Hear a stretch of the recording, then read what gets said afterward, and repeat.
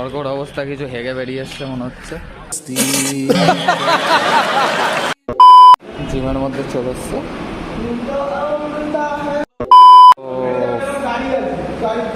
Gym না করে body ভুলে গেছে। So hi family, welcome back to our new video.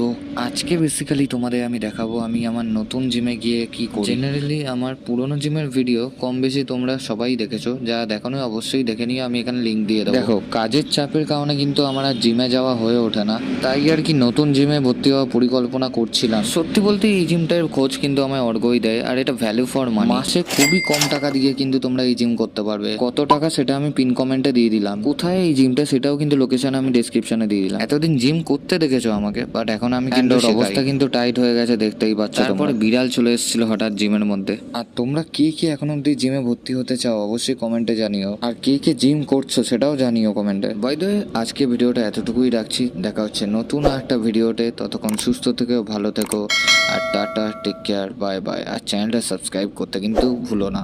চলো, বাই।